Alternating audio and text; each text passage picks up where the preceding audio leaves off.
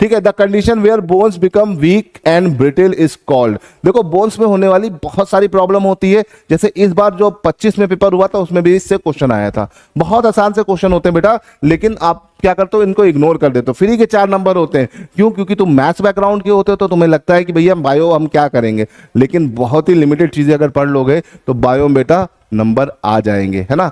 ठीक है, अब देखो समझो और ध्यान दो। देखो बोन्स में होने वाली सारी बीमारियां ये, फ्रैक्चर तो बहुत कॉमन चीज होती है। ऑस्टियोपोरोसिस क्या होता है बेटा? ऑस्टियोपोरोसिस में बोन डेंसिटी बहुत कम होती है, बोन डेंसिटी बहुत ज्यादा कम हो जाती है। और ये क्यों होती है? Because of calcium deficiency. किसकी डेफिशिएंसी जो होती है बेटा?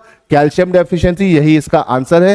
ठीक है, ऑस्टियोपोरोसिस वो कम कंडीशन होती है जब आपके बोन्स के अंदर की डेंसिटी बहुत कम हो जाती है। कैल्शियम डेफिशिएंसी की वजह से बीमारी होती है और इसे हम बोलते हैं ऑस्टियोपोरोसिस। झटके से हड्डी टूट जाती है, तो जब हड्डी टूटती है तो क्या हो जाता है बेटा? फ्रैक्चर। हड्डी टूटने का एक रीजन, फ्रैक्चर होने का एक रीजन ये भी है, लेकिन इसके अलावा और भी बहुत सारे रीजन है। ऑर्थराइटिस, देखो ऑर्थराइटिस क्या है? कहीं पर भी किसी भी बीमारी में आखिरी में सफिक्स में आइटिस लगता है, इसका मतलब होता है सूजन आ जाना। क्या आ जाना बेटा? सूजन आ जाना, स्वाइलिंग आ जाना। ऑर्थराइटिस, हड्डियों के जॉइंट के बीच में सूजन आ जाना ऑर्थराइटिस होता है, इसे याद रखिएगा।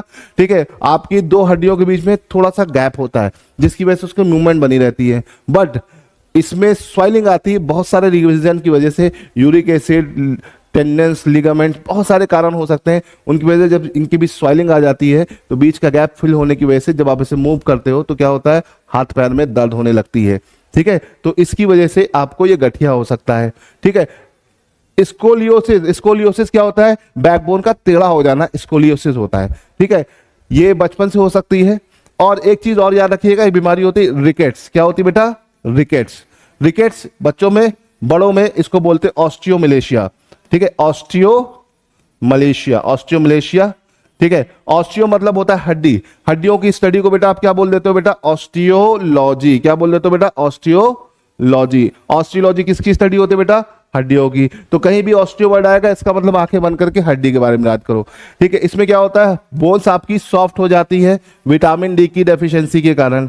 ठीक है, ये पेपर में इस बार आया था 2024, ये आपका 25 एनडीए 1 का क्वेश्चन है।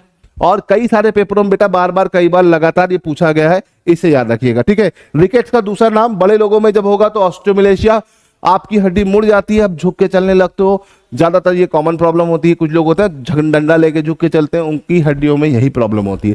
ऐसा नहीं कि ये बीमारी सिर्फ बच्चों में होती है, बच्चों में होती है तो रिकेट्स, बड़े में होती है तो बेटा ऑस्टियोमलेशिया।